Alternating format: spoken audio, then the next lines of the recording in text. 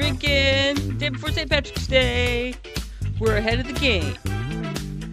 We're prepared and ready. I got beer and got other drink. Let's go. Happy Sunday. Happy St. Patrick's Day Eve. Yeah. What's up, Ann Brothers? That's a really pretty drink you got there, sister. Thank you. Thank you very much. I made it myself. Nice. Nicely done. Very well. Yeah, it's got lots proud of you. Yeah, I was like, I probably should have strained it, but it has lemon bits in it, but I like it that way. You've always been a pulp girl, so I have been. that tracks. So I like yeah. texture. I like texture in my drink. All right, so a couple of things. Happy Sunday. It is March 16th, 2025, or somewhere thereabouts. When you're, if you're watching the live show, that's the day. If you end up catching it tomorrow on the internets, then it will be St. Patrick's Day. Also, let's take a quick moment and shout out our mom, Cynthia Brothers. The Mater Familias is now 80 years old. So 80 years old. 80 is, as Aunt Carol said, she's now made it to the amazing 80 lady territory. Yes. So yes. And we'll talk a little bit more about her birthday celebration. We actually celebrated with her last night, so we'll talk about that when we talk about our fun, smart, dumb stuff. So yes. So anyway, as you know, tomorrow is St. Patrick's Day. It's the showy saint day that gets all the credit for being a fun saint day, other than Valentine's Day, which is a made-up holiday, just like St. Patrick's Day. But nevertheless. We are talking about not St. Patrick's Day. We're talking about other saints that are better. That are better. I don't know if the they're thing better. is, if you don't know anything about saints, you might think all saints are fun. Boy, that is not true. Oh, God, I tell you, most saints, they had like these really hard lives and then terrible deaths. That's normally how it goes if you're going to be a saint. It's like, oh, hey, you probably got murdered, or something. With people watching. Yes, it was like some sort of spectacle. Yeah, exactly. People Saint were Stephen, I'm thinking of you, buddy. So yeah. Yay, all right. Okay. So that's what we're talking about today. So Ann and I each got to pick our own saint to talk about today. So that's what we're doing. We're talking about saints that we like. And then we're also talking about other saints. Oh, look, we have a comment already. Who's commenting? All right. Marianne Zhang. Zhang! Hey, girl, hey. Hey, we have to get together. Okay. St. Anthony's a good one. He's the one that you talk to when you can't find stuff. The patron saint of finding stuff. I don't know if that's what he's the patron saint of, but I just remember invoking St. Anthony when I was a little girl because when I couldn't find something, which was pretty much all the time. Like my glasses, but you know what? St. Anthony did not come through when I lost my shoes in first grade. That was the one time, and he did not come through. Oh man, Jenny was always losing stuff. Always. Jenny did you get the mumps or the measles because you lost your permission slip to get your vaccine at school? I got the measles. Yeah, I totally got measles. Yeah, because I had every intention of getting vaccinated. So yeah. But then you lost. That was kindergarten. So yes. Kindergarten. I was a dumbass when I was a kid. I'm still kind of a dumbass as an adult, but you learn how to manage it better when you're an adult. Yes. As opposed to yes, I would agree. Marianne Zhang, St. Anthony, he's the man. So yes. So anyway. All right. Should we get to it? Let's do it. All right, let's get to it. Okay, so we're going to jump right into it today. I don't know how long this is going to take, so we'll go for it. All right, so we have All Saints and Cocktails Day with the brothers, sisters. And do you want to go through the intro, or do you want me to do it? Whatever is fine with me. I am open to either. Okay, then I'm going to let you take over. Okay. We are Ann and Janice Brothers. We are sisters, and our last name is Brothers. We couldn't resist the opportunity to market that, so here we are, brothers, sisters, jazz hands. We're in our 50s, which means that we are Generation X, and that means that our health icons were Richard Simmons and Jane Fonda, which means healthy living included multiple pairs of leotards and leg warmers, and also included disordered eating and fat shaming. The last part is still true. So yes, so we weren't running marathons. We Forget were the doing self-loathing, Anne. Don't forget the that. self-loathing so much. Again, I don't think that's a past thing. I think that's still very current. But anyway, so those were our health icons. We're Richard and Jane. We talk about smart stuff, dumb stuff, fun stuff, or any combination of the three. And we're not cool, hip, or sexy. We're adorable, which is code from young people for old. Uh, we're not a true crime celebrity or influencer podcast. I tried to listen to a true crime podcast and it just made me sad. So I didn't even make it 10 minutes into it. So I was like, oh, this is awful. I'm going to listen to something else. I'm like, we can't do this. It's too sad. We've been told we're good to listen to when you want to learn things about stuff, and if you drink cocktails with us, it doesn't count as drinking alone. So Sweet. yeah, I know, right? This podcast is not GPG or even PG-13 because you think do you think we can talk for an hour without fucking swearing? You gotta be out of your mind, especially It's if I'm not fucking in front of a ridiculous. classroom. Find us on our website, Spotify, YouTube, iHeartRadio, Amazon Music. Like us, follow us, smash that bell, and leave us a review. Make it a nice review, because if it's a bad review, we're not going to pay any attention to it. So if you want us to pay attention to you, you have to say nice things. Give us your feedback with our Q&A and our polls and Ask Alexa, or that other one from Apple. What's her name? Sydney? Siri. Sydney. Ask Siri. Alexa and Sydney to play us, and Sebastian. they will. You can pit them against each other. AI fights. It'll be awesome. Well, I'm actually really looking forward to that. I understand that AI is learning how to be anxious because it's learning from us. I was like, oh God, we're going to break it. We're going to break AI. So Jenny, it's not going to do any good because pretty soon it's going to be super anxious and then it's going to start bar fights. It's going to start bar fights. It's going to buy a Tesla. God, it's going to need therapy. The AI is going to need therapy. I know. It's going to need therapy. Isn't that hilarious? Oh, it's going to totally abandon us. It's going to be like, oh my God, those humans are the freaking worst. Exactly. It's going to go live in a tiny house on 7 acres in Idaho. Oh, wow. Hmm. Oh, in a cabin in the woods? Yeah, exactly. Write a manifesto. Go crazy. That would be fun. That'll be kind of fun when that happens, and then we can talk about, hey, that would be the history books when humans broke AI. We broke the internet. We broke AI. Yeah, I can see all of that happening. So yeah, okay. Okay. So I'm looking at the picture of the girl in the is that Jane Fonda? I don't know how anybody exercises or does anything in a thong, because we had the one show that we were in together where we had to use the butt floss because of the outfits, the costumes that we had. I can't even imagine existing in that day to day. That's just it's just horrible.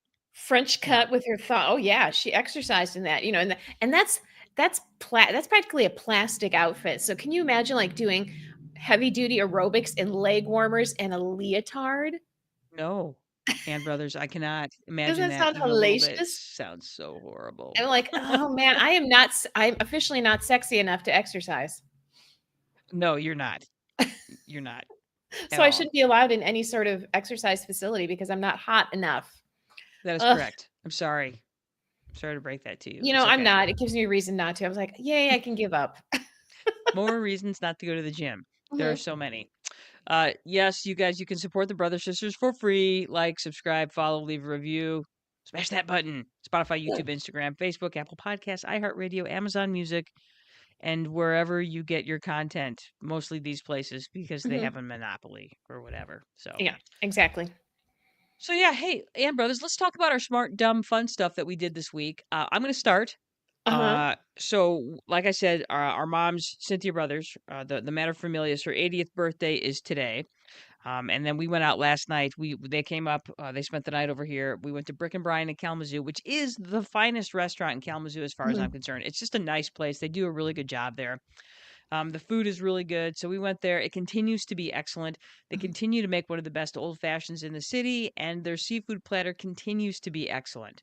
Though I did notice there's not as many scallops on the seafood platter. Well, how many do we got? We got 2? 2. Last time we had 4. Oh, yeah. Well, they're very expensive. They're expensive and times are tough, but still they put on a great feed. Their desserts, you know what's great about Brick and Brine? Brick and Brine gives a shit about its desserts, which I Mhm. love. It's like you go to a lot of restaurants and it's like, we have some cheesecake that fell off the Cisco truck and an ice cream sundae. I'm like, no, no, I need some creativity because their desserts were creative. Mhm. They run the gamut of things that are both like chocolate and weird things that you would not Mhm. normally get. For instance, the that Swiss cake that you had Umi? what is it? Ube in Ube? it, which is Yeah. essentially a potato. Yeah, it's like a It's a yam, not yam. even yam, Yeah. almost yeah, yeah, it's kind of a tuber, and it makes a purple it kind of poi, that's the thing that, like, kind of reminded me, it's like it has that purple color like poi does, and, Nice. so it was kind of tart, though, and then they had a passion fruit ice cream with it, which was also tart, and then these, fruit jellies, which were made from another tart, East Asian fruit, and then Nice. it had a cream cheese frosting, so it really brought it all together, and they had me at cream cheese, but it was I was like, "I can't pass this up because I've never seen anything like it," even though there was, Yeah. like, 2 other things I wanted to try, but I'm like, "No, I may never see this again, so I'm gonna try it right now," so it was very good. It was really Yeah. interesting, and yes, they give a shit, and like I said, I'm so tired of somebody's, like, sad half-frozen cheesecake that they try to sell me for $7. Yeah. So that's one of the best parts about Brick and Brine is that they give a shit about their bar and they give a shit about their cheesecake and they really do try because you had that really pretty bubbly drink that they basically Mhm. brought my sister a drink and then they put this awesome smoke bubble on top of it. It's fucking awesome. It was So, amazing. yeah. I was like, "Oh, Yeah. man," and I'm a sucker for packaging. Oh, man. They couldn't I mean, they're like, "Hey, this is $15." I'm like, "Hey, I'd pay 30, you know?" And they're like, "Yeah, we know." So it's a bargain. Yay, Yay. sale. Yeah, so it was so funny. It was just like it Yeah. was fun. We had a good time. It was really mellow. Yeah, they do a great job. Our waitress was very lovely. She did a good job, so And they, like it's nice because I like any place where the general manager comes over and says hello, asks how things Mhm, are going, says that they're glad you're there. And that's, they do a lot of the little things. No, they're not a Michelin star restaurant, but they do a lot of things that you don't see at a lot of mhm, establishments. yeah, So good job, Brick and Brian. Keep doing what you're doing. We love you. mhm. We will continue to go to you, though we may not spend as much as we did last night. So there you go. Yeah, but it was for, 80th birthday. 80th birthday's a big deal. Mhm, So that's so I it was really fun. So, and then the other thing that's awesome is that I went out for my little walk slash run today, and I heard peepers. I heard peepers. There are all of the signs of spring are here. Um, the turkey vultures are back. There's lots of robins. I'm hearing birds at 5 o'clock in the morning. I saw my first heron the other day on Friday, and I heard peepers today. It's spring. Let's go. Yeah, So Duncan and yeah, I heard peepers on Friday, and then we went to, Kensington Metro Park that has a rookery for, blue herons, and every nest had a blue heron on it, so and the yeah. red-winged blackbirds were going batshit. It's Oh yeah. spring. It's Yeah, it's official. spring. Even though it snowed today, it's still spring. Fuck me. That's classic So Michigan spring. it is classic Michigan spring. All right, Aunt Brothers, now you. Oh, so capybara. So Jenny got me a capybara nightlight, and you just tap him, and the light goes off. There he goes. Oh, there it's dim. Now it's brighter. And now it's dim. Now it's still dim. Oh, now it's dimmer. Ooh. So So anyway, this is my awesome. new capybara nightlight. I'm kind of obsessed with them right now, and you can tell if you were on my Facebook page that they keep sending me capybara videos. I watched one today, play with a cat, and they got all snuggly, and then he went into his hot tub. So Hey. yeah, Yeah, so and in case you and didn't know, capybaras are the largest rodent species. They're from the South America, and they can spend 5 minutes underwater. They have webbed toes. They're super cute. Anyway, so I got my capybara nightlight, capybara, and then also the local soft serve ice cream establishment, Spads. I always call it Spads Twisty Cone, but Spads Twisty Cone opened last week, and today, when it was 35 degrees but no line, I got my first soft serve chocolate ice cream cone, and it was delicious. Duncan, we went to River's Edge Brewery in Milford after we went to Kensington Metro Park for a hike, and Duncan had all the delicious beers. And then we drove back. I drove us back, and I got myself delicious ice cream. Dude, that's a trip where everybody wins. So much winning, and I know. brothers. So much winning. And we left a Fucking ton of cool. bird seed everywhere. We took like a bucket of bird seed. We left bird seed everywhere. So everybody was happy. Well, and I have purposely not filled my bird feeders, because bird flu in the state, the DNR is asking people not to fill their bird feeders right now. So that's nice that you got to go to a place and see the birds and leave some bird seed. We did. So So good yes, job. we did. Yes.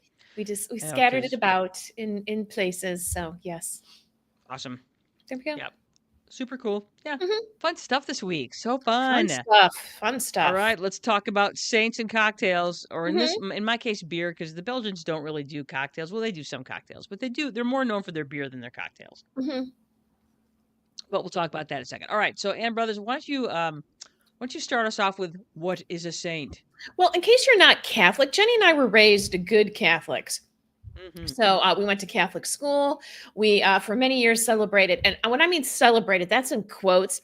Celebrating means going to church, which is not a celebration, but that's how you celebrate in the Catholic Church, is by going to church. Anyway, By suffering. so yeah, by Suffering means suffering. celebration. Exactly. Celebrating Jesus by suffering. Anyway, Yes. so if you are not raised Catholic, you're probably don't understand a lot of the saint culture. I mean, when Jenny and I are both confirmed in the Catholic Church, we picked saint names for ourselves. Jenny, what was your saint name? Don't remember. Oh, mine was Saint Christopher. And it caused a little bit of a hubbub because I chose a male saint, and they had to ask the bishop if I could do that. You're getting gender loopholed into your I into your got, but saint name. they allowed it. I was allowed. So there you go. Anyway, so if you're not big into saints or don't know much about saint culture, here's a little definition for you. What is a saint? In the Catholic Church, a saint is someone officially recognized for living a life of heroic virtue and is considered a model and intercession for others. That means you can direct your prayers towards the saint, and that saint will intercede for you on your behalf to the Lord. And then hopefully you'll get what you want, like finding your shoes when you're in your first grade and you lose them. Okay, so intercession for others, serving as an inspiration and example of faith and devotion. So you might think, Nice. well, how does one get to be a saint? Oh, it ain't easy. Let me tell you, you got to be. It's tough. It is tough. It is. The quickest route is to become a martyr, which means to die for your faith, which, ugh. And it's usually not awesome. It's usually not some awesome, like, hey, I died in my bed with a belly full of wine and that sort of thing. It's not like that. It's not like that at all. No. Well, you'll find out soon enough when Ann starts talking about her saint. Marianne Zhang with us, her confirmation saint was Saint Bridget. I actually think my saint, God, I think it was Saint Anne. It was either I'm pretty sure I took Saint Anne. But honestly, God, I don't remember because I blocked that portion of. It's amazing how little of my life I remember from my teen years. Yeah. So that was a thing. So if you were Catholic, raised Catholic, and you have a saint name, you let us know what it was. So yeah, I think it's just a way for Catholics to feel closer to God, because it's like, hey, I know this guy. I know a guy. I know a guy who could talk to the guy. That's what that's what it always reminds me of. Well, we're a whole faith. It's like people.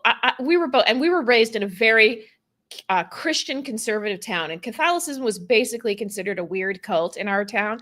But I had so many friends who could quote Bible back and forth, and they were like amazed that I knew nothing, very little about the Bible. And I was like, Catholics don't read the Bible. That's why we have priests.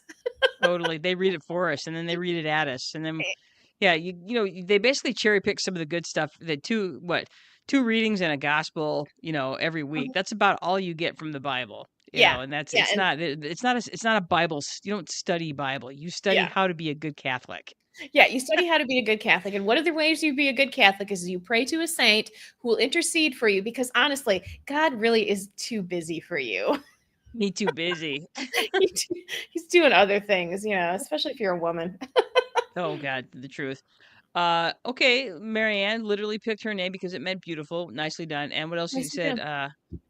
In a family of 4 brothers, I never felt beautiful. So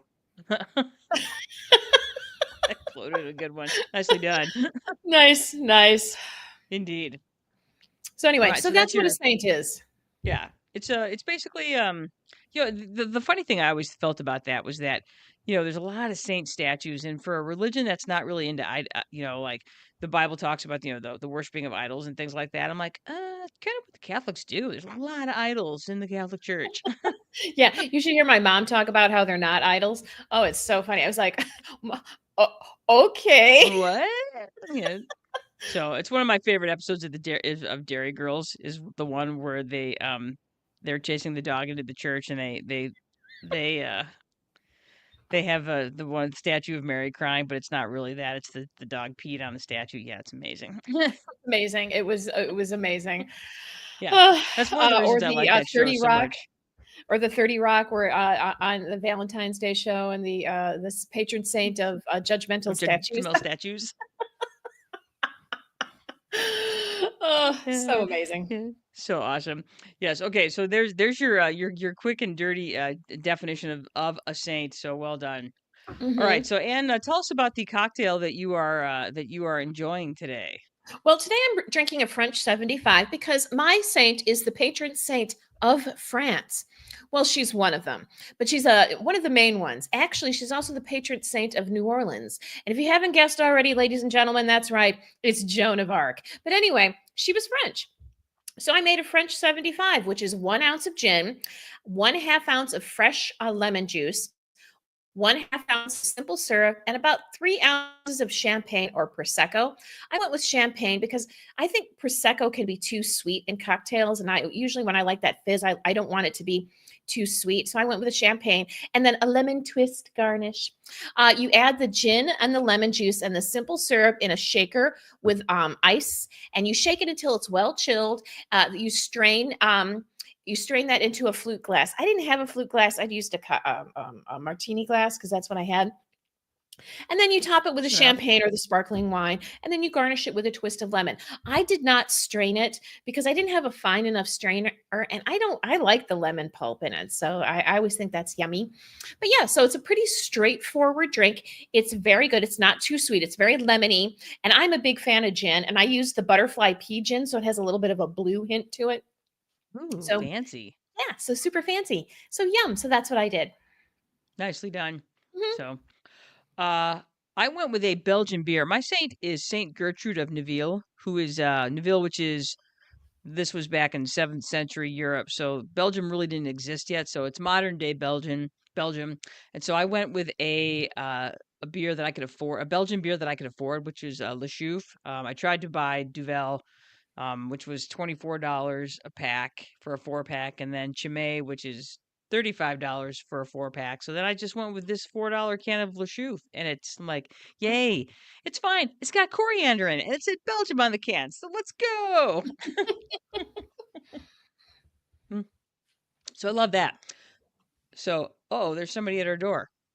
Oh. That's fun. Joe's talking to somebody at our door. I don't know what's happening.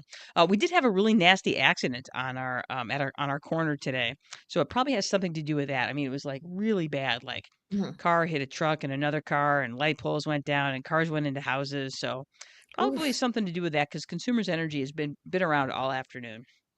So anyway, that's probably what's going. Mhm. Anyway, on top of that, Le Chouffe, Belgian beer.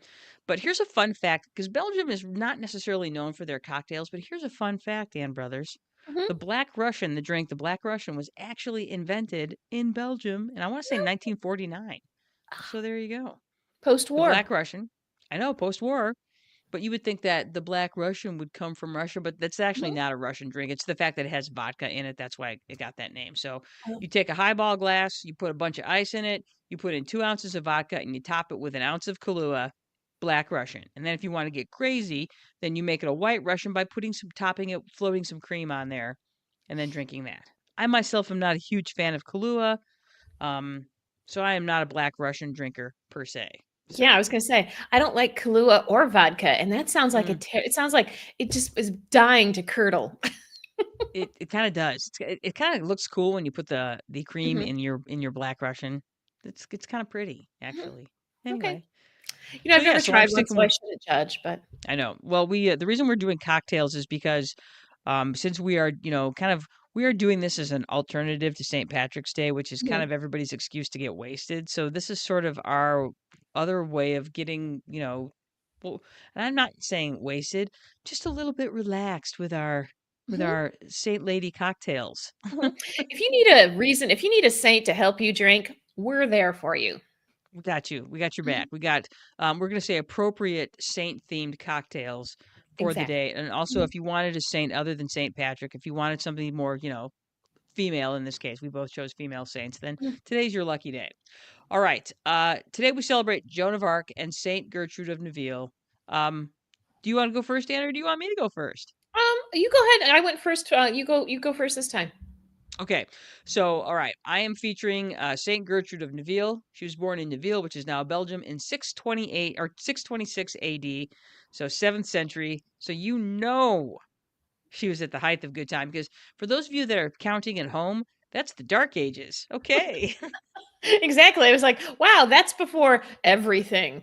that's before everything. It's pre-Renaissance. It's pretty much was kind of a shit time to be. You're in this time where the Roman Empire has fallen. Everybody is just kind of like it's kind of a free for all because Mhm, once Rome fell, Rome basically had Europe locked down, and as a result of being part of the Roman Empire, it's organized. There's fortresses. There's relative safety comparatively, but then Rome falls and all of their extensive, you know, security and forts and all of these things that kind of were keeping Europe together have all fallen apart. And it's very much at the time, kind of a, like I said, kind of a free for all of these little fiefdoms. And yeah, it wasn't a great time to be around, especially if you're a woman. All right, so she was born in 626 AD. She died in 659 AD, basically starved to death holy, because of being holy and stuff. So we'll talk more about that when I answer questions about our good friend Saint Gertrude. But she is considered the patron saint of travelers, gardeners, the recently deceased, and cats, kind of unofficially cats. So mhm. That's cool. yeah, there you go. Her feast day is this. It's March 17th. So technically, she has the same feast day as St. Patrick. So if you don't feel like celebrating St. Patrick's Day tomorrow, you can celebrate St. Gertrude Day tomorrow. Mhm. There you go. There you go. And it was Here's to like, it's that. the perfect time for gardeners. Hmm. So there you Hmm. go. Nice. Now that I know that Indeed. she's the patron saint of gardeners and travelers. Yes. Mhm. Gonna have to Very get good. you a St. Gertrude statue. I am currently wearing my St. Gertrude T-shirt. There she is. Wait, I gotta move my microphone. There she is. She's got a Nice. nice big heart because she was considered very pure and very pious and very good of heart. So we'll Mm. talk more about that in a minute. Okay, Ann Brothers, now you. Okay, so I'm going to be talking about Joan of Arc, who is the patron saint of France and New Orleans. And she was born in 1412 in Domery, France. And this was actually it was interesting because this little area was considered a French stronghold, but it was in Normandy, Burgundy territory. So it was kind of like sitting in the middle of enemy territory at the time she was born. So that will be important. So she was born in 1412. The day she was born, who knows? She was a peasant. Who cared? And a girl. Who cared? She died. We know when she died, though, which was on May 30th, 1431, at the age of 19. And we'll talk about how she died. She was Okay. canonized in 1920 by Pope Benedict the 15th, and her feast day is May 30th. So actually, I'm going to be in Duluth, Minnesota on May 30th. So I looked up French restaurants in Duluth. They don't have any, so I'm probably just going to have some French toast. If you guys happen to go through St. Paul on the way there, they have a fantastic French restaurant, Meritage in St. Paul. I think you've been there. Haven't I taken you there? No, we didn't get to go Oh, there. damn, it's But we're really going to good. take the northern route. We're going to go up through the Upper Peninsula, through Wisconsin, and we're going to go that route. So Well, then you should just stop at Lagniappe and eat there because since she's the patron saint of New Orleans, there you go. there you go. That's a brilliant idea, Boom. Jenny. Thank you. I know. I do Mhm, that. I do those things sometimes. mhm, Yay. Yay for me. Okay. All right. Oh, here we go. Here we go. This is a question from okay, so Marianne Zhang wants to know, why does burying a saint, and it's not just any saint, it's Saint mhm. Joseph, by St. the way. Joseph. Why does burying Saint Joseph upside down in your yard help you sell a home? And do you want to take that or do you want me to Yes, take I that? will. I'll be happy to. Oh, yes, Catholic voodoo, ladies and gentlemen, Catholic voodoo. You want to bury Saint Joseph upside down because he doesn't want to be upside down, and that will help you sell your house more quickly because then you have to unbury him, and he will not be in that compromised position. So you're essentially blackmailing Saint Joseph You're into helping you sell basically your you're house. like, listen, bitch, you better help me sell my house, or you're going to be upside down in the dirt for a long time. But honestly, what you should just do, I mean, Saint Joseph was a pretty patient dude. So I'm like, why not just, set him there and put some tacos in front of him? I think that's a better idea. And be like, dude, Have some hey, here's tacos. these tacos. Can you help me sell my house, please? I Exactly. just I mean, feel he's like that's such a Catholic thing to do. I'm like, I shall punish you for not helping me sell my house, Saint. exactly. I'm Yeah. sorry, I know that. I've never done that because it's never felt good. That's all I No, know. no, So, no. It was oh, Jenny, we were raised in the dark ages, Jenny. yeah, hell. Okay. So yes, thank you, Zhang. That's an excellent question. Thank you for asking. And Thank yeah. you. Okay. All right. So her feast day is the 30th, France, St. Paul. Okay, good. So let's do this. So we've got 5 questions that we're going to ask each other now. Do we want to do it all at once or do we want to alternate? Let's do it all at once so we don't get confused. Okay. So, Anne, do you want to start with me or do you want to start? No, I'll start with you. I'll start with you, Okay, Jenny hit me. Brothers. Let's go. Where was Gertrude from, and what was life like in her time period? Okay. Well, like I said, she was born in Neville, which is currently Belgium, in 626 AD. And like I said, this was kind of a shit show time to be a European. It was a dark time. Like I said, the Roman Empire has fallen. You have a lot of what we'll call it. Um, it was a kind of a chaotic time. She was actually born. She's kind of the opposite of Joan of Arc, in fact, in the sense that she was born into a noble family. So she had resources, and her father was Pepin of Landen. So he was like a mayor of his little fiefdom. So she had a lot of protection in that sense. But she was, the expectation is being the daughter of a nobleman, she was expected to marry another nobleman you know, to continue the family line, to promote security for the family's holdings and so forth. But she knew when she was a kid that she didn't want any part of that. So she declared early that she intended to be married to nobody but the Lord. Oh. So, in fact, at age 10, the story is that she was betrothed to the son of a nobleman, and she actually refused. And her father was like, because he had a soft spot for her, he was like, okay, whatever you say.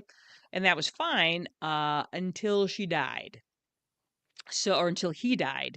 And she was in her Mhm. teen years. He dies. And so her mother was very worried that she would be set upon by unworthy noblemen. And so, because they had a lot of resources, her mother actually bought a huge tract of land and began building an abbot on it so that Gertrude would have a place to go.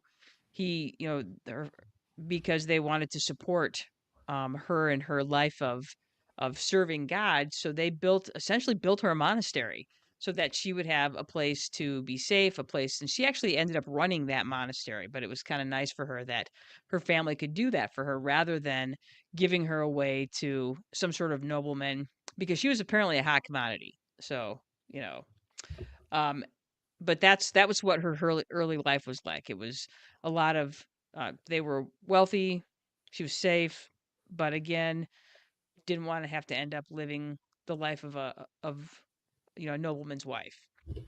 All right. All right. What was okay? So you gave me an idea of what Gertrude's early life was like before she became a woman of heroic virtue. Why was she recognized as an exceptional holy person? So what did she do that made people think like, "Hey, she's a living saint"? She was very service oriented. She took the word of Jesus's teachings very seriously, and that's how she lived her life. She was renowned for helping the poor. She was renowned for hosting travelers at the abbot. She was renowned for hosting guest priests at the abbot. She was known for feeding the poor and healing the sick, and basically used that monastery and her resources to help people. So she was if you were sick, you went there. If you were poor, you went there. If you needed a place to stay, you went there. And she was renowned for that, so much so that she put everybody's needs ahead of hers. It didn't matter if she was sick, it didn't matter if she was starving, none of that mattered. So she became renowned for her devotion to everybody other than herself.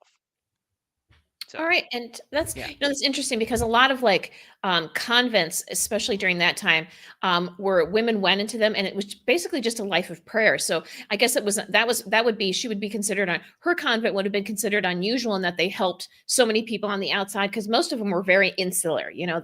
They grew their own food. I'll say that when they weren't working for their convent, they were praying and they didn't go out into the public. So and especially in that time, that would have been considered very unusual. Well, and because she was so renowned, there was a certain level of protection that she got because they had the resources to make sure that she was always secure in that sense. But she felt very strongly that because she had these resources, because of the teachings of Jesus, who went out and did all of those things, he was, if you read the Bible, he was out there healing the sick, and he was with the washed masses, and she lived exactly like that. Hmm. Very interesting. How did she become the patron saint of cats? By accident. Well, as you know, of course, at the time, this is, we're running up into the Great Plague here. She was renowned. Um, she became sort of this saint that people prayed to in order to get rid of rodents, because of course rodents were a huge problem at this part of Europe. And so it's when you look at the depictions of art, there's always a mouse or a rat or something around her feet or crawling up her little staff that she's holding. And so people would pray to her to rid their house of rodents, but because of course at that time, rodents carry fleas, fleas carry diseases when they bite you and things like that. So she became known for, um, you know, and apparently she did keep cats around to help deal with the rodent population. And so that kind of became this thing where you would pray to Saint Gertrude to rid your house of rodents. And so because cats, there was always cats around the abbey, that became associated with her as well. Not because she was necessarily nice to the cats, it's just they were there hunting rodents. So but all these depictions of art through the years showed her with either mice around her or cats around the mice, and it was just this sort of kind of caught on, so to speak. Mhm. So it wasn't that and in fact the church, that wasn't a thing for her. She became the one that you prayed to get rid of rodents, but the whole cat thing didn't really come about until the 80s. It was in Oh. these depictions of art that people started to just kind of attach this to her. The Catholic Church really didn't recognize her as being the patron saint of cats. It kind of happened on the back end. Now she is, of course, recognized as the patron saint of cats, but the Catholic Church didn't recognize that for years. So, like I said, by accident. By accident. By accident. There you go. It makes perfect sense at that time. Anytime you live in the country, and it doesn't matter if it's a modern society or not. If you live where there's fields and wide open spaces, there's going to be rodents. It's just the way it is. Oh, if you They're live in a everywhere. city, there's gonna be rodents. There's Wherever going to be wherever rodents. there's That's true. people, there's gonna be rodents. Saw some great rats the last time I was in Chicago. Biggins. Mhm. Yeah. Exactly. Where there's food, there's a rodent. There's a Yeah. rodent, exactly, and humans are sloppy. We're sloppy. Rats love that. And again, um, if you've got cats around, cats they're really good at catching and eating rodents. They're really good at it. Oh, So yeah, I have one that's, like, really lazy, and then my fat cat, Koo, he is a tiny ninja. Man, that cat can catch bats on the fly, so he is, like and I know this because he likes to bring the cat or the bat to you in the middle of the night on your bed, and it's like, "Meow, meow, meow, meow, meow. Look what I look did. what I'm I so did. smart. Hurry Yeah. before I eat the brain and get sick." Yeah, Betty for the longest time was our just relentless murderer of all Mhm. things rodentia. Not so much anymore. She's slowing down in her old age, but man, a skilled and prolific hunter. Yeah. Terrifying. She was terrifying in her She in was her terrifying. youth. I find that most Mhm. of the time, female cats are better hunters, but right now, our little man oh, he's not little, he's a big fat baby. He is. He's the He's roundest cat ever. he is, he's like he is a fat ninja. He's like he's dark death. 16 pounds of dark death.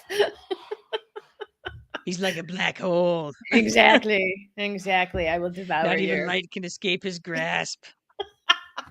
He's probably, behind me right now sleeping. Sleeping in like patting his belly. He's like, let's go. Exactly. Oh, no, no, no. Oh, Yeah, so man. yeah. Alright, so why did you choose Saint Gertrude? Well, it was an easy pick. I love my cats. I think I got Mhm. one sleeping on the bed behind me here. And yeah, like I said, it was a no-brainer to pick to pick this one. I don't necessarily love saint culture. I think it's kind of weird, but Mhm. I'm like, if we're gonna talk about saints, Saint Gertrude's pretty cool. You can't necessarily. I mean, the other one that I was kind of interested in was Saint Teresa. Again, just living this exceptional, giving, holy life. But like I said, I can't resist cats. I think the whole idea of those that serve under really difficult circumstances are worth talking about. So Mhm. Yeah. she did. So yeah, that's why. Mhm. Very good. Well, thank you, Jenny Brothers. That was very You're interesting. I welcome. learned I learned some interesting things about Saint Gertrude. Good job, Yeah, she did a Gertie. good job. She was a good saint. Unfortunately, because of the way she lived and the sacrifices that she made and how far she put everybody ahead of her own needs, and back in the day, everybody thought the best way to be holy and show your devotion to God was to basically deprive yourself of things Mhm. like food, for instance. Mhm. So that's basically what happened to her. She died of malnutrition and um sickness, and she didn't take care of herself, and as a result of that, she died when she was No like self-care. 33. So no Ugh. self-care. That was not a thing. So, it was more important to her to live a holy life than it was to live to take care of herself. That wasn't a thing. So, like many female saints, she died essentially of deprivation. So, Mhm. yeah. Yeah. Anyway, there you go. Anyway, there you go. Alrighty then. All right, and let's So talk I'm about going to talk a little bit Joan about d'Arc. Joan of Arc. Joan of Arc is badass. And so the reason why if you want to go back to that book, Jenny, the reason why I wanted to, I've always been kind of like mild, not even obsessed with saint culture, but curious about saint culture, especially female saints, because it seemed like if you unless you wanted to be a wife or a mother, saint was the only way you could really get out of that in the Catholic Church. So, and I found this book a number of years ago called Joan of Arc, Lady of Great Piety of the Land of France by Moya Longstaff. What a great last name, Longstaff. And I found it at a bookstore, and I was like, I put it back on the shelf a couple times. I'm like, do I really want to read this? But then I picked it up and I read it, and I was like, oh my gosh, I love Joan of Arc now. So I've since finished that book a couple years ago, I've wanted to talk about Joan of Arc. It's not something that comes up in a lot of dinner conversations. So Jenny bought me this awesome Joan of Arc t-shirt. So I'm wearing my Joan of Arc t-shirt, and I'm going to talk about Joan. Actually, she called herself Joan the Maiden. Joan of Arc wasn't a tag that she picked up until about 20 years after her death. So when she talked about herself and her role, it was always as Joan the Maiden, because it was very important that that everybody knows she was a maiden. So there you go. That was a big deal. Yeah. It was a Yeah. big deal. It was a big deal. And there was a prophecy in France that a maiden will save France, and so she put herself in that prophecy. She let everybody know that she was the answer to this prophecy of saving France, and it had to be a maiden, and she was a maiden. So she made sure she always addressed when she spoke of herself, it was as Joan the Maiden. Marketing matters. Marketing does matter, and she was very good at marketing herself. She could not have gotten She was 17 years old. I mean, she got herself a long way. She got herself to the king of France. That's how good she was at marketing herself. So anyway, there we Totes. go. Are you ready to answer some questions? I am Jenny Brothers. Okay, let's answer some questions. All right. Question one: why did you choose Joan d'Arc? Well, it was because I read that book about her, and Joan of Arc. She was unusual. She's an unusual saint all around, in that she was a warrior. Before her it was Archangel Michael. So It's a good point. Yeah, yeah, most saints were there was doing what my Saint Gertrude was doing, which was being a nun and helping the sick. So yeah, exactly. So she was yeah. totally. There was a ton of male saints that were never as badass as Joan of Arc. So that's why I wanted to read about this badass saint. I wanted to know more about her, other than what I knew, which is that she was burned at the stake. That's really all I knew about her. Okay, well then, tell us. Okay, tell us about her early life. She was a peasant, but she was one of 4 children, but her father was a landed peasant. So he had about 50 acres, which meant that he had some importance in his small community. He actually served as a mayor and a tax collector in his community. So she wasn't she wasn't wealthy, but they did have some means. She wasn't noble. And that's another thing. A lot of women that went into convents had noble blood because they had to pay a dowry, quote unquote, to enter the convent. You had to be able to put out some money in order to become a bride of Christ. And so a lot of peasant women did not become nuns because they didn't have the resources. So she was a peasant. Yeah, she didn't have a way in. So she was considered a peasant. She was considered a good Catholic girl, and she was her family was in good standing. She was also considered very pious.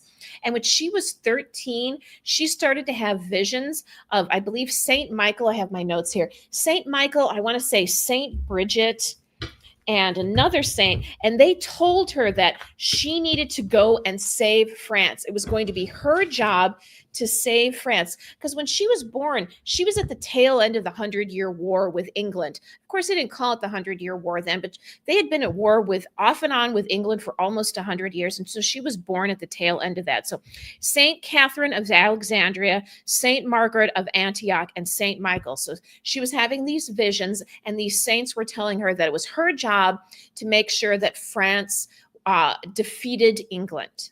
So she started having these dreams when she was about 13, these visions when she was about 13. And when she was 17, she convinced a couple of people in her village, including her brother, to go with her to this one general and convince him that she was the maiden that was going to save France, because there was this prophecy that a maiden would save France. And so she convinced all of these men in high places that she was that maiden, and they needed to take her to see Louis the Seventh, or I'm sorry, was it Charles or Louis? It was Charles. Charles the Seventh, who was the Dauphin of France at the time, not the king yet, and that she was going to make sure that he was crowned king and that France would defeat England in this war. And she convinced all of these dudes that she could do it and that she was the one. And they ended up taking her to Charles VII. They had a private meeting, and she convinced him that she was this maiden. He had her outfitted in armor, gave her a horse, gave her a banner, gave her a small contingency to go off to the siege of Orleans, which had been going on for a while. And basically, if she could do this, then they believed it would be true, that she was the savior, the maiden savior of France. So, she must have been, and she wasn't illiterate. Oh, that's right. She was illiterate. I forgot about that. She was illiterate. There's letters that they have, that she dictated, but she was illiterate. She did have enough to sign her name. But yeah, she was illiterate. So she was an illiterate peasant who convinced all of these men of power that she was going to save France. Seriously, that must have been the best PowerPoint presentation ever. Ever. So it was quite, it was like, and people really liked her. Like, and people that interacted with her really liked her. The women that interacted with her that liked her, the men that interacted with her, like, you know what their big complaint was, Jenny? Take a guess. Listening. That she wore men's clothing. I was going to say that she wasn't hot enough. Her boobs were too small. That she wore men's clothing. She wore men's clothing because she felt, she cut her hair so it was very short, and she wore men's clothing because how was she going to be a soldier for God if she wasn't dressed like a soldier? Well, yeah, because can you imagine going into battle in a fucking dress? Yeah. So that's what she did. So anyway, so she goes off to the siege of New Orleans, and she convinces, basically, she gets there and she convinces the French army, which was very much, they were like, yeah, we're losers. We're losing. We're going to lose. Charles is a loser. We're all losing. And she convinces them that they can overcome. And she leads. She never killed anybody. She was always at the front of the line with her banner, leading everybody else. And they take Orleans. They push the English out. And she like gets the Tony Robbins of France. Exactly. She totally, it's like France. Yeah, she was wherever the battle was the thickest, that's where she was, her banner flying, everybody coming towards her banner, fighting for France, fighting for the maiden. She was just like, she was the queen of rah-rah, and people adored her. And because of that, she got Charles the Seventh, got his coronation. He became king because of her. Nice. She got it done. And of course, her thing was that she wanted to be able to push the English entirely out of England or out of France. And she helped win several battles, but she ended up getting captured at the Battle of Paris and by the Burgundy, which was a group of French that were for the English, and they sold her to the Ooh. English. So that was my next question was, well, you answered the question was how did, Joan convince Charles VII to lead the Mhm, French army? And I'm like, best PowerPoint presentation ever, mhm. obviously. And the thing is, Um, they met in private, so nobody knows what she told him because they actually met in private. Interesting. Yeah, But we when don't we he don't yeah. Yeah, we don't know, but when he came out, he was like, "Get this lady a suit of armor. I'm paying for it. Get her the best horse. Who wants to follow her?" These a bunch of men who were like, "Yeah." Boom. Yeah. Awesome. Mhm, Okay, so she was obviously captured, sold to the mhm. British. Why was she put on trial? She was put on trial because the British hated her. They thought she was a witch, because how else could she man all those manly British? And also, I think they were kind of waiting for France to ransom her, and they didn't. Charles, after she had won several times, found her to be a threat because uh, Mm, everybody thought he was a mama's boy and a weenie, and so because he was. she's got the army behind her, and Mm. any leader that has the army behind them is the leader. And he was worried that if she continued in her quest, that they would follow her, not him. It's like when President Coin tried to have Katniss killed in the Hunger Games. It's the same thing. Mm, It is. That's exactly, and that's it. So yeah, he never lifted a finger to get her ransomed and brought back to France. So she was what a dick. tried. She was tried. It was supposed to be a trial through the church, and but they did not follow church rules. And so she ended up, who was it? Bishop Pierre Cacon, I think was his name, who was really a dick.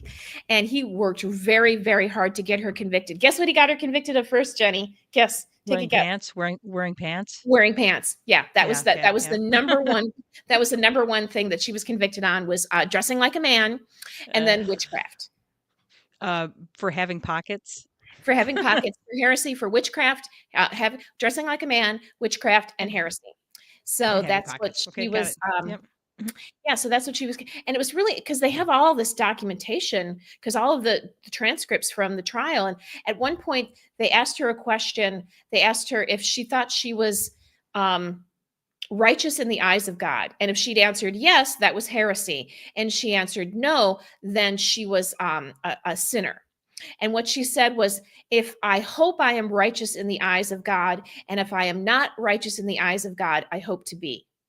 So, it was like, Good answer. Good damn, answer, Joan. Yeah. good answer. Damn, And girl. there was like tons of that. So they never got her to confess to the fact that she didn't have these dreams or these visions. They never got her to admit that it was false. She stood by the fact that she was a maiden, and that she had these visions that told her to do this, that she was direct. She wasn't being fooled by the devil. It was God sending Saint Michael and Saint Catherine and Saint Margaret to tell her that she needed to win this victory for France. Well, and and that's why everybody was following her because, you can sniff out a true believer. That woman was a true believer. She So, totally was. yeah. And that's the thing, 100% was like, she was 100% convinced. And she kept telling people that once this is over, I'm going to go back. I'm going to be somebody's wife. I'm going to be a good Catholic woman and live a good Catholic life as a woman. But she's like, I got to do this now. It's required of me. And she, she even hinted that she knew she wasn't going to survive this. Well, how So, could you possibly survive that? Because there's too many forces working against you. And we're not talking about the English forces. We're talking about France's forces within France itself that are, exactly. it's because when it comes to power, power is all corrupting, Yeah. Yeah. And she was, A guy like she had Charles, it's like you give him what he wants. He's, you give a mouse a cookie. Gonna go Yeah. get that milk. So yeah. Yeah, No. yeah. So, and she was a big threat to his power. He wasn't, I mean, here was a man who was already kind of in charge of France, and nobody was like, everybody thought he was a weenie. Everyone was like, oh, he's a loser, and we're a loser. We're all losers. We're gonna lose. England's gonna win. We suck. And here comes Joan, who's like, hey, come on, let's go. So, yeah. Who doesn't want to All be a right. winner? So she goes to trial, and then what happens? She goes to trial. They find her guilty, of course, because Mm, it's a whole English court, and mm, they find her guilty, and they burn her at the stake as mm. a Yeah, witch and a heretic. fuckers. Yeah. Yeah, and like you said earlier, many people become saints as martyrs, and not because they died in some awesome way. I've been rereading the book. Um, I can't think of the name of it. It's about the Hinkley Fire. Dude, what is the name of that book? I have to look it up. Yeah. So, and then 20 years, about 20 years after she was convicted, she was retried, and the verdict was overturned. So posthumously, it was overturned that so she was actually not a witch, actually not a heretic. She was actually, the saving grace of France. mm, yeah, a Hmm. lot of good that did her. Yeah, Yeah, we're gonna exactly. unburn her now. You shall be And then it unburnt. took them So another almost 300 years before she became a saint, before she was yeah, canonized. So, even the Catholic Church was like, I don't know, she's not really, she's a peasant, I don't know, she's wearing pants. I don't you can't know. make her a saint, man. She's not All a this nun. stuff. It's like, I don't know. So it took them a long time to make her a saint. And finally, it happened after World War One. When the everybody was rah rah about soldiers and bravery and stuff, and they're like, hey, France, we need, and a lot of World War One took place in France, so they kind of needed, like a lot of people were praying to Joan of Arc during this time, and yeah. Like, now's the time. All right. So that's how. So she now is there. Now a fun fact about being a saint is that if you're going to become a saint, there has to be verified miracles that happen Hmm. when your name has been invoked. Yeah. So is there anything in particular, anything in particular that you can think of that was invoked for Joan of Arc? Not that I can think of at the top of my head, but it was like a lot of it had to do kind of with World War One. It's Gotcha. like a lot of people praying to Saint Joan for victory, basically. So that miracle of victory that they would defeat the Germans, and so Gotcha. that's Our when she Lady of became more. Victory, pray for us. There you go. Yeah, Yep. exactly. And also a movie came out about that time. Isn't that funny that a movie came out? Like you Mm, see that page boy images of Joan of Arc. That's from a mm. movie. So it came out about that time. So it was like all of a sudden Joan was super popular again. It's like, and it's funny because, who remembers Charles VII other than he was a weenie mama's boy? But everybody remembers Joan. I mean, it's Mm. it's hard to have 300 years of staying power. That's difficult to do. So, she was a righteous Agreed. lady. I mean, she She was was a in righteous what dude. is it? Tim and Bill and Ted's Excellent Adventure. Excellent Adventure. Exactly. It's like people remember Joan. So Yes. badass. It's, yes. True Thanks, statement. Joan. Okay. Wow, we did some good stuff on those saints. Oh, Mhm. it's almost time. Our hours are okay. There's the book, Joan of Arc, The Great Pity of the Land of France by Moyna Longstaff. I was also going to throw in these two things here real quick before we go. These are other saints that I like. The first is musical artist Saint Vincent. Her real name is Annie Aaron Clark. Um, her music's a little bit out there. I actually really like her. She toured with Sufjan Stevens. She's kind of she's inspired by David Bowie and Prince.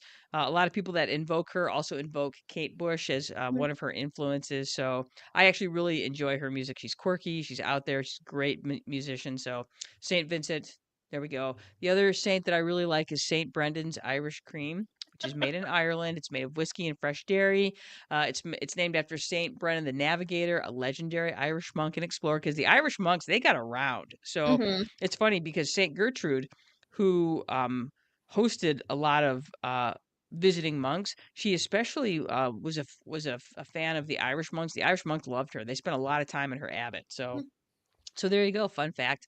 Let's see. It's sweeter and lighter than Bailey's. It's also cheaper and delicious.